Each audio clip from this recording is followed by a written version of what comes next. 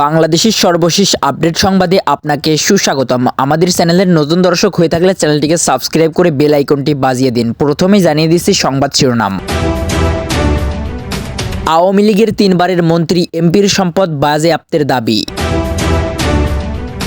এরপর আপনাদের জানাবো আওয়ামী লীগের বিরুদ্ধে জিরো টলারেন্স।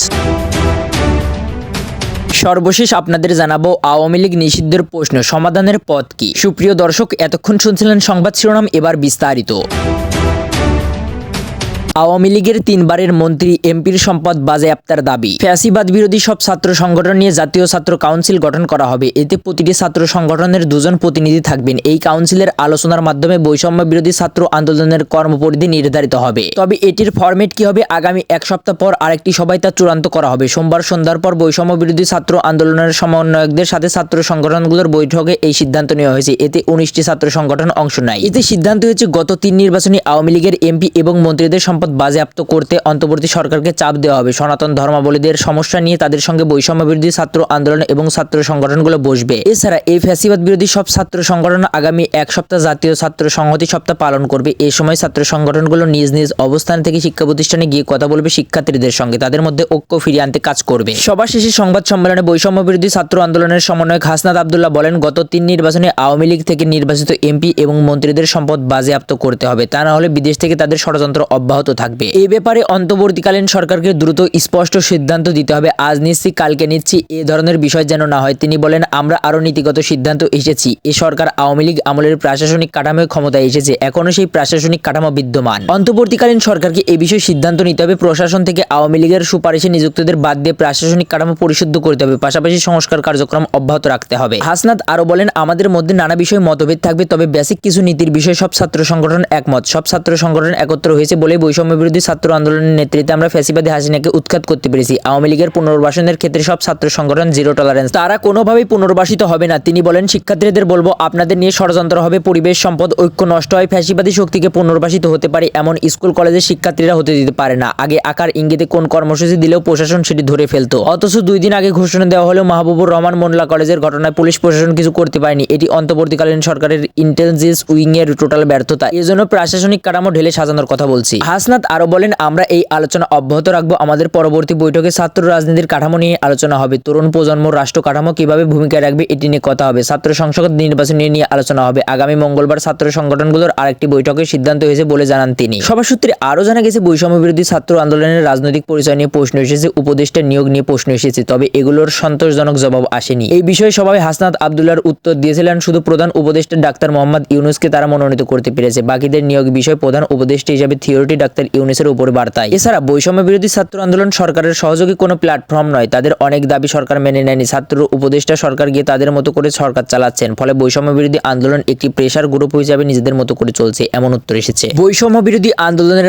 আহ্বানে দেশব্যাপী চলমান অন্তর্প্রতিষ্ঠান দ্বন্দ্ব নিরসনের লক্ষ্যে 19টি ছাত্র সংগঠন এই জরুরি বৈঠক হয়। এতে অংশ নেন জাতীয়বাদী ছাত্র দলের সাংগঠনিক সম্পাদক আমানুল্লাহ আমান, ইসলামী ছাত্র শিবিরের ঢাকা বিশ্ববিদ্যালয়ের শাখার সেক্রেটারি SM ফারহাদ, বাংলাদেশ ছাত্র অধিকার পরিষদের নূর সভাপতি মোল্লা ইয়ামিন, বাংলাদেশ ছাত্র অধিকার পরিষদের রোজা কিবরিয়া আহ্বায়ক মোল্লা রাহমতুল্লাহ, ছাত্র জমিয়ত বাংলাদেশের কাউসার আহমেদ, স্বাধীন বাংলাদেশের ছাত্র সংগঠনের আহ্বায়ক জামাল উদ্দিন মোহাম্মদ খালিদ, বাংলাদেশ ইসলামী ছাত্র মজলিসের সভাপতি মোহাম্মদ রায়হান আলী, ছাত্র ফেডারেশনের সভাপতি মশিউর রহমান রিসার্ড, ইনকিলাব মঞ্চের ঢাকা বিশ্ববিদ্যালয় শাখার সদস্য সচিব ফাতেমা তানজিম জুমা, কওমি ছাত্র ফেডারেশনের নূর হোসেন, বিপ্লবী ছাত্র পরিষদের আহ্বায়ক আব্দুল ওয়াহেদ, জাতীয় ছাত্র সমাজের জাফর মোহাম্মদ মেহেদী হাসান, বাংলাদেশ খিলাফতি ছাত্র মজলিসের সেক্রেটারি আশিকুর রহমান জাকারিয়া, ইসলামী ছাত্র আন্দোলনের সেক্রেটারি জেনারেল মুস্তাসির মাহমুদ, জাতীয় ছাত্র সমাজের পার্থ সাইফুল ইসলাম। এছাড়া বাংলাদেশ ছাত্রলীগ ZAC ও জাসদ ছাত্রলীগ BSLK নেতারা অংশ নেন। আওয়ামী লীগের বিরুদ্ধে জিরো টলারেন্স, ষড়যন্ত্রের মাধ্যমে বিভিন্নভাবে আওয়ামী লীগ ফিরে আসতে চাইছে উল্লেখ করে বৈষম্য বিরোধী ছাত্র আন্দোলন বলেছে, এখন ফ্যাসিবাদ বিরোধী ঐক্য প্রয়োজন। এর অংশ হিসাবে 19টি ছাত্র সংগঠনের সঙ্গে সোমবার রাতে জরুরি আলোচনা সভা করেছে তারা। এই সভায় 4টি বিষয়ে ঐক্যমত হয়েছে। এর একটি হচ্ছে zero tolerance two Awami League, Awami লীগের প্রতি শূন্য সহিংসতা নীতি দেখানো। আরেকটি হচ্ছে মঙ্গলবার থেকে 1 সপ্তাহ জাতীয় ছাত্র সংহতি পালন। চলমান দ্বন্দ্ব ও সংঘাত নিরসনে বৈষম্য বিরোধী ছাত্র আন্দোলন আয়োজিত এই সভায় জাতীয়তাবাদী ছাত্রদল, ইসলামী ছাত্র শিবির, ছাত্র ফেডারেশন, ছাত্র অধিকার পরিষদ, পরিষদ ও ইসলামী ছাত্র আন্দোলন, বিপ্লবী ছাত্র অধিকার পরিষদ সহ 19টি ছাত্র সংগঠনের নেতারা অংশ নেন। সোমবার রাত 8টা থেকে 12টা পর্যন্ত রাজধানীর বাংলা মোটরের রূপান ট্রেড সেন্টারে বৈষম্য বিরোধী ছাত্র আন্দোলনের কেন্দ্রীয় কার্যালয়ে এই সভা হয়। সভায় বিভিন্ন ছাত্র সংগঠনের নেতারা দেশের চলমান পরিস্থিতি নিয়ে নিজস্ব পর্যবেক্ষণ ও প্রস্তাব তুলে ধরেন। ছাত্র নেতাদের কেউ তাদের যথাযথ মূল্যায়ন না হয় নিজের আক্ষেপের কথা বলে সভা সূত্রে জানা গেছে। সভা শেষে বৈষম্য বিরোধী ছাত্র আন্দোলনের আহ্বায়ক হাসনাত আব্দুল্লাহ বলেন, আলোচনায় সিদ্ধান্ত হয়েছে কিছু মৌলিক বিষয় সবাই একমত থাকবে। এর মধ্যে রয়েছে zero tolerance two Awami League. Awami লীগের পুনর্বাসনের প্রশ্নে ফ্যাসিবাদ বিরোধীর প্রতিটি ছাত্র সংগঠন জিরো টলারেন্স নীতি অবলম্বন করবে। কোনোভাবেই আওয়ামী লীগের পুনর্বাসন করা যাবে না। ঐক্যের আলোচনা অব্যাহত থাকবে উল্লেখ করে হাসনাত বলেন, ছাত্র রাজনীতির কাঠামো কিভাবে রাষ্ট্র পুনর্গঠনে তরুণ প্রজন্ম ও ছাত্র সংগঠনগুলোর কিভাবে অবদান রাখতে পারবে তা নিয়ে পরবর্তী সময়ে আলোচনা হবে। এছাড়াও ঐক্যবদ্ধ থাকার জন্য ছাত্র কাউন্সিল গঠন সহ বিভিন্ন বিষয়ে আলোচনা হবে। শেষে স্কুল কলেজের শিক্ষার্থীদের উদ্দেশ্যে হাসনাত আব্দুল্লাহ বলেন, বিভিন্নভাবে বিভাজনের চেষ্টা হবে, নোংরা রাজনীতি করার চেষ্টা হবে, সম্প্রীতি নষ্ট করার ষড়যন্ত্র চলছে। এর পিছনে বিদেশ থেকে কোটি কোটি টাকা খরচ করা হচ্ছে। শিক্ষা প্রতিষ্ঠানের পরিবেশ, জাতীয় সম্পদ ও জাতীয় ঐক্য যাতে নষ্ট হয়, ফ্যাসিবাদ বিরোধী শক্তিগুলো যাতে পুনর্বাসনের সুযোগ না পায়। স্কুল কলেজের শিক্ষার্থীদের প্রতি আহ্বান, ঐক্যবদ্ধ থাকতে হবে।